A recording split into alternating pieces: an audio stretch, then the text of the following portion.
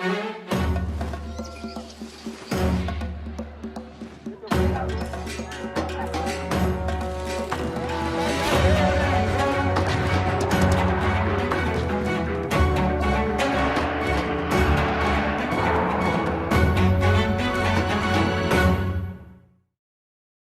colônia, vivemos o ciclo do pau-brasil, do açúcar e do ouro, todos voltados ao mercado externo.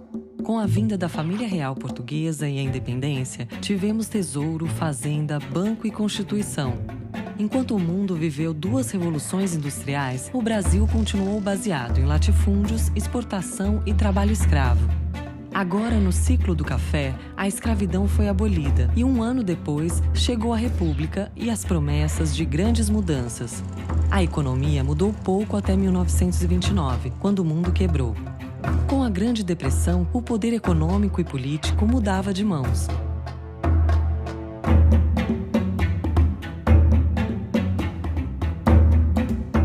Em 29, explode a crise de 29, a crise do capitalismo mundial. Que foi provocada pela quebra da Bolsa de Nova York. A crise de 29 foi uma tragédia. Começa a Grande Depressão. A depressão dos anos 30 foi terrível. Pegou o Brasil em cheio. A Revolução de 30, no fundo, está ligada a esse processo. Getúlio veio do Sul cavalgando e assumiu o poder. A economia brasileira ainda dependia muito das exportações do café e das exportações de produtos primários. Getúlio reagiu à crise de 30 com uma política de comprar o café, queimar o café. Para manter o preço no exterior e ganhar rendas exteriores. Se a capacidade para importar cai muito, de um lado você tem uma crise de abastecimento, claro, né? E de outro, abrem-se oportunidades fantásticas. Abriu a oportunidade de fazer no Brasil a indústria substitutiva de importação. Substituir importações por produção no país. A Revolução Industrial Brasileira realmente começa em 1930 e vai de 1930 a 1980. O Brasil se recuperou mais depressa do que muitos países. Em 1933, a indústria já é maior que a agricultura no PIB brasileiro. Mas o mundo ainda vivia a chamada Grande Depressão. A visão da época do governo é de que isso fazia parte do processo de ajuste. No longo prazo, a economia acabaria se ajustando. Keynes é aquele que verbaliza: a longo prazo estaremos todos mortos. Então, é a hora de o Estado intervir. E o presidente Franklin Roosevelt interveio na economia apenas em 33. Foi o New Deal. O New Deal era uma forte intervenção do Estado na economia, com investimentos do Estado em obras de infraestrutura, de transporte, de navegação, enfim, e isso impulsionaria a economia. À custa de programas de obras públicas só para gerar emprego para as pessoas. No mundo inteiro, cresce o Estado, porque se percebe que o gasto público é essencial para tirar os países da depressão. Na altura de 1933, 34, você já começa a ter recuperação no primeiro mundo, mas à custa de rearmamento. O mundo parece embriagado com essa máquina de empregar as pessoas, criando os instrumentos para sua própria destruição. A Europa inteira estava caminhando para governos de cunho centralista e até autoritário. Junto com a morte anunciada para muitos da economia de mercado, desaparece também a democracia, destacadamente na Alemanha.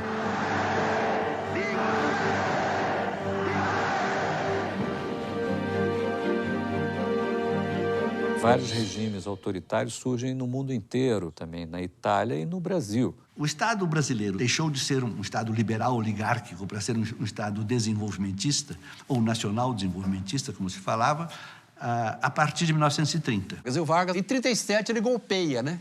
Ele golpeia e nasce um Estado Novo. Crescentemente, a postura intervencionista do varguismo vai aumentando. Ele criou aqui no Estado Novo, que era fascista, o parafascista. Mas aí veio a guerra de 39, em 45. A Segunda Guerra Mundial. Meanwhile, the Allied strategic air assault on Fortress Europe went on with ever-mounting power. Day and night, the Allied air forces sent their bomb cargoes into the vitals of Hitler's self-proclaimed kingdom. Targets, factories, aerodromes, synthetic fuel plants, crude oil. Os países industriais já não tinham como produzir bens industriais. E o Brasil continuou suprindo as potências do eixo. O que deu espaço para a indústria brasileira também, não é, se expandir nesse período. Muitas coisas estatais foram criadas nesse período e a semente de outras coisas que viriam depois também. O PIB e a indústria cresceram no regime autoritário de Getúlio Vargas. Isso ele combinou com um ingrediente importante que foi o populismo. Havia uma população urbana, operária, e que poderia ser atraída para a sustentação do governo. E aí se criou todo um aparato institucional de ganhos para o trabalhador. Você teve uma série de legislações que foram sendo implementadas ao longo dos anos 30, que acabou na consolidação das leis do trabalho em 1943. Foi uma cópia da Carta del Lavoro, italiana do Mussolini. O salário mínimo foi instituído no Brasil em 43. Se tinha um número máximo de horas trabalhadas. Garantias de férias, impedir o trabalho de menores, regular o trabalho das mulheres. Ele criou uma reestrutura das relações de trabalho, os sindicatos. Mas sempre sob a tutela do Estado. Os sindicatos controlados pelo governo, os dois lados, empresarial e de trabalhadores. Bom, criou uma máquina de ligação de clientelismo entre os sindicatos e o governo. Um sindicato único, reconhecido pelo Estado. Um imposto sindical fazendo com que o sindicato dependa do Estado de alguma forma. E o governo dando dinheiro e controlando tudo isso. Uma coisa bastante discutível, porque houve um atrelamento do sindicato ao Estado.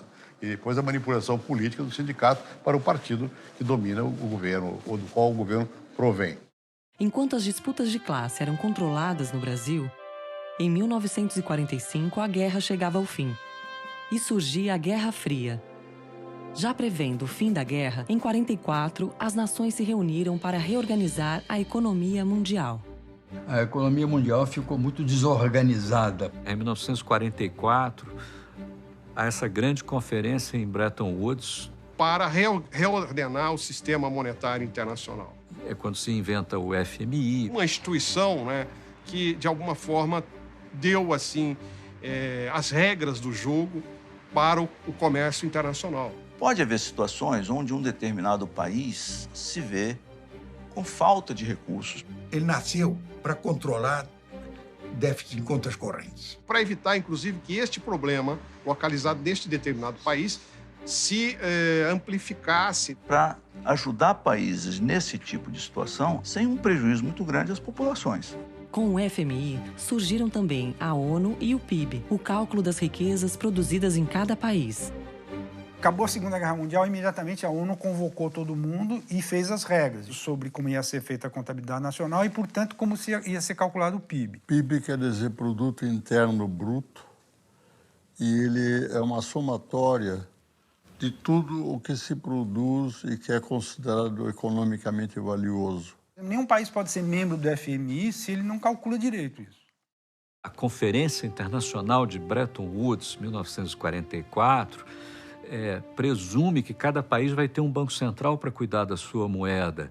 Um banco que manda nos outros bancos. E aí decide-se reforçar a atividade dos bancos centrais do mundo. Só que o Brasil não tem banco central. Então, por favor, Brasil, volte para casa e faça um banco central. O doutor Bulhões tomou o compromisso de criar um banco central aqui no Brasil. Encontrou uma tremenda resistência no Banco do Brasil, dos políticos, dos empresários. A resistência era tão grande que ele resolveu fazer o que ele chamou de um embrião do Banco Central. Que é a criação da Superintendência da Moeda do Crédito, a SUMOC. Esse embrião do Banco Central, criado para funcionar 6 meses, 1 ano, durou 20 anos. A SUMOC manteve o Banco do Brasil como centro do sistema financeiro. O Banco do Brasil tinha funções, inclusive, de fazer o papel do Banco Central. A execução da política creditícia, da política monetária, da política cambial, estava basicamente com o Banco do Brasil. A SUMOC foi formalmente criada já no governo de Dutra. O Dutra começou muito mal, né, porque ele resolveu abrir a economia. Mas de uma forma tão indiscriminada que acabou resultando um inconveniente muito grande. Reduziu muito as reservas brasileiras, que eram fantásticas naquele período, tinham sido acumuladas durante a guerra e tudo, né? E um ano e meio depois, abandonou o liberalismo econômico. Depois de Dutra, Getúlio Vargas voltou à presidência em 1951. Bota o retrato do velho outra vez, né?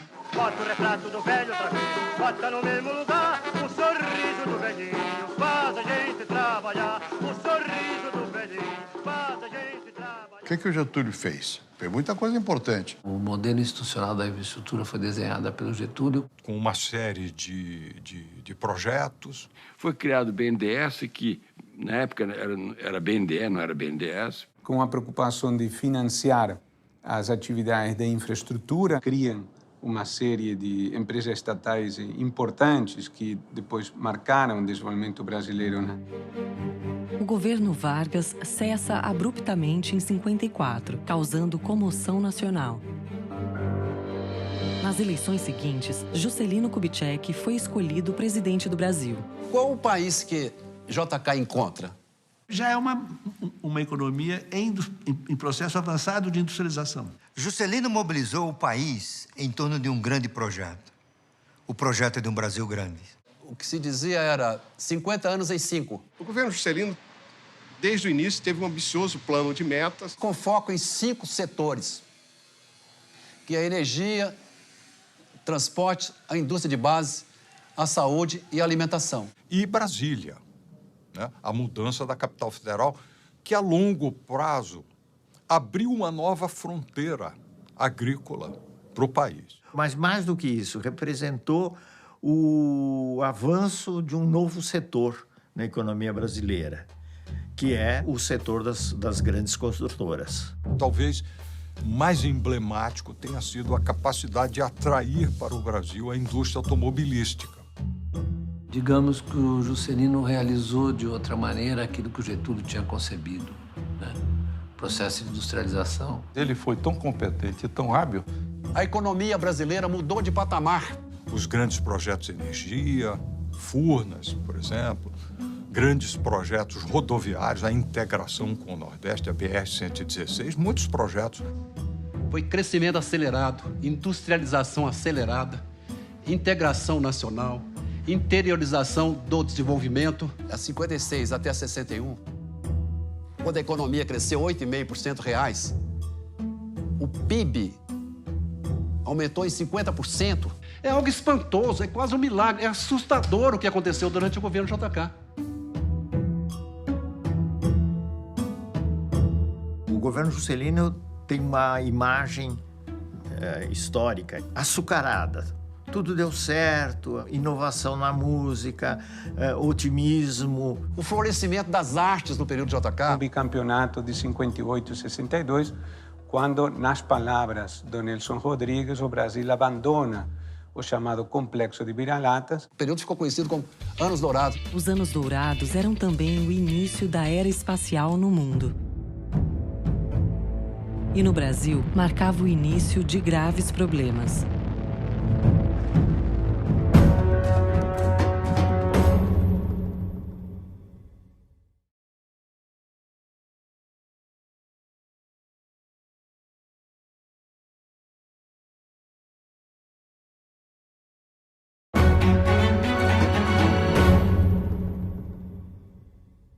Há um ovo da serpente que começa a se quebrar no governo Juscelino.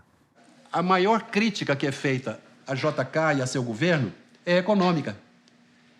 JK é o pai da inflação. Brasília é a matriz da inflação brasileira, né? Disse isso, né? A sociedade viu o país começar a crescer sem ter que apertar o cinto e ficou eufórico. Só que depois a conta chegou. O Juscelino, diferentemente do Getúlio, foi irresponsável do ponto de vista fiscal. Ele resolveu construir Brasília e não tinha dinheiro para isso. Ele deixou uma herança de uma conta muito grande a ser paga. A inflação ficou muito assanhada mesmo. Uma das forças que impulsionam a inflação é a gastança excessiva do governo. Antes de 64, você aprovava às vezes 10, 11 vezes os gastos do que o orçamento podia suportar. Se ele gasta mais do que arrecada, então tem de recorrer a empréstimos ou então bota mais moeda em circulação. Ele emitiu para valer. O que significa, olhando do lado da moeda, significa inflação. Mas a inflação ainda não era vista como um grande problema. Quando a inflação chegou a 2 dígitos, nos anos 40, começaram a ter as teorias que a inflação era indutora do crescimento econômico. Era o debate entre estabilidade e crescimento. Parecia que para crescer tinha que continuar volátil, instável e em crise, né?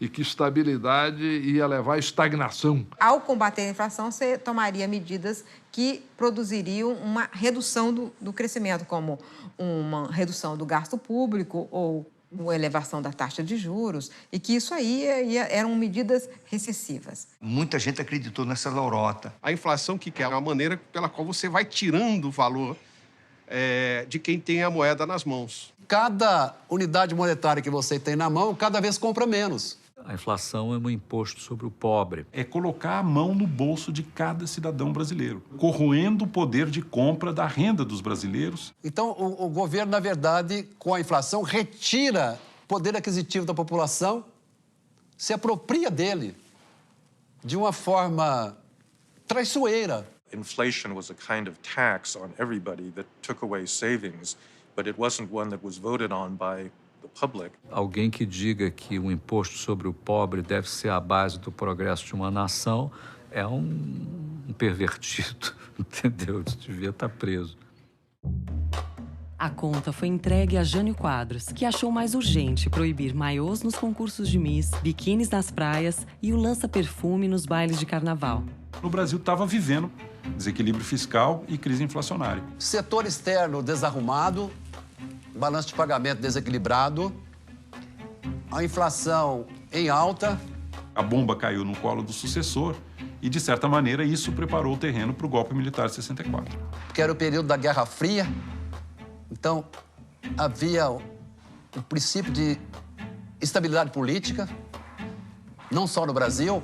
Nas décadas de 1940, 50 e 60, diversos países se tornaram independentes. No mundo inteiro, essa disputa de áreas de poder, de influência entre União Soviética e Estados Unidos se projetava nos países, né?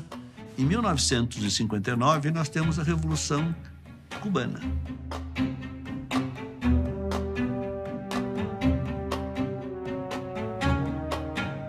Isso vai apavorar os Estados Unidos e vai apavorar as elites brasileiras. Tancredo dizia que Jânio era um grande talento político e seria até um estadista se tivesse equilíbrio emocional. Em agosto acaba o governo Jânio Quadros, entra o governo do João Goulart. Foi um governo complicado pela resistência. Não era confiável para o poder militar. O que colocou o Brasil numa crise econômica e política muito grave? Tancredo Neves convenceu os militares a permitirem que Jango assumisse, mesmo que em regime parlamentarista.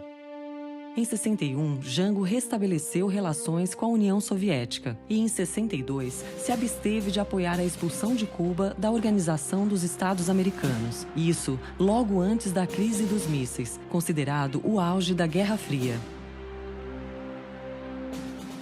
E ele fez tudo para ser deposto, terminou sendo deposto.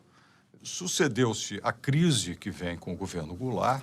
A inflação, então, dispara, o crescimento se prejudica ainda mais e o desenlace é o golpe de 64. Os militares depuseram o presidente, caçaram parlamentares e tomaram o poder. Eu me lembro que o primeiro lema colocado depois da Revolução de 64 foi desenvolvimento com segurança. O discurso era de uma intervenção corretiva. Tinha o pretexto do combate ao comunismo na política e o combate à inflação e à corrupção. Arrumar a casa, devolver o poder a quem o povo eleger, em 3 de outubro de 65. Tanto que O golpe foi apoiado por grande parte do empresariado, boa parte da classe média, do clero. As reformas vieram rapidamente. Eu não estou fazendo nem de longe a defesa do regime, mas teve um papel muito importante na estruturação de todo esse aparelho financeiro. Nesse período foram assentadas as bases do que seria um grande período de prosperidade para o país. É preciso reconhecer isso. O Brasil deve muito a dois cidadãos formidáveis, o Roberto de Oliveira Campos e o Otávio Gouveia de Bulhões. Entre 64 e 67, o Bulhões e o Campos recuperam a estabilidade macroeconômica do Brasil. Eles fizeram um trabalho extraordinário.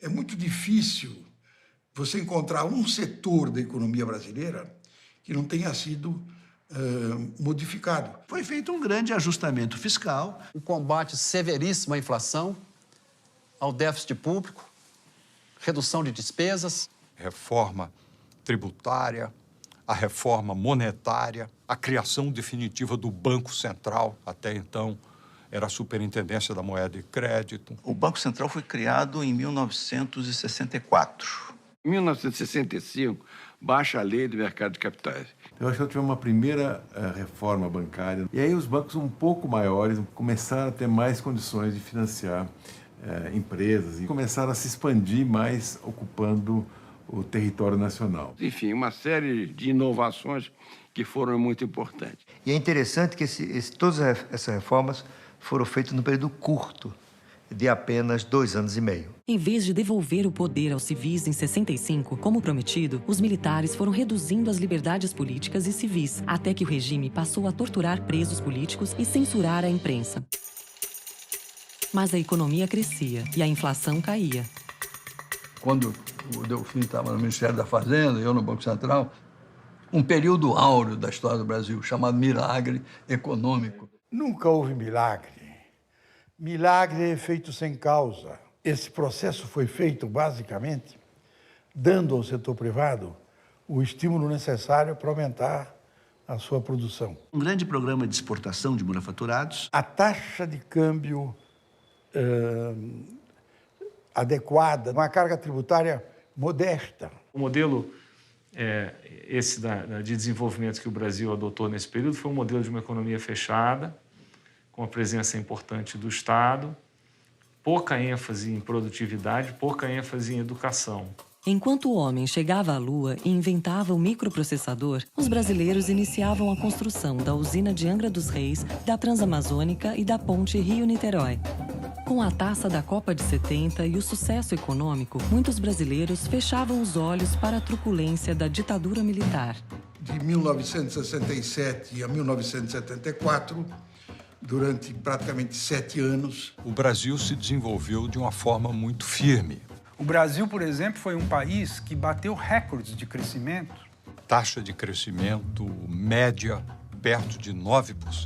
Nós chegamos a crescer 14% num ano, em 1973. Um negócio fantástico. Entre 1930 e 1980, o Brasil foi o país que mais cresceu no mundo. O Brasil crescia mais do que o Japão, que os países da Europa, com tudo em ordem, com pouca inflação. Com inflação declinante e sem problema no balanço de pagamentos. A taxa de inflação caiu, em 74 andou em torno de 12%, 13%, 14%, por aí. A inflação caiu, mas ela nunca voltou a um dígito. Esse crescimento trouxe o Brasil a mais ou menos 1/4 da renda per capita americana. A classe média teve um primeiro grande salto. Não significa que alguém foi prejudicado. O bolo cresceu para todos, com mais fermento nos segmentos mais ricos. Significa que uns melhoraram, ou todos melhoraram, mas alguns melhoraram mais do que outros. A gente deu muita ênfase a investimento em capital físico. Pouca ênfase em produtividade, pouca ênfase em educação. Você não tem aumento da presença da criança da escola durante o período do milagre. A ditadura mesmo significou no Brasil desenvolvimento econômico sem desenvolvimento social. Eu não vou nem falar da ditadura, mesmo antes. Né? Por exemplo, quando você decide que é mais importante você criar um monopólio do petróleo do que investir em educação, você está dando um exemplo típico de que não há uma consciência realmente. Isso gerou um país com uma distribuição de renda extremamente desigual. Isso foi tudo feito num ambiente de descaso absoluto com a questão da desigualdade. A desigualdade aumentava e as liberdades diminuíam, enquanto o sonho de ser grande se concretizava. Mas a economia também estava prestes a ruir.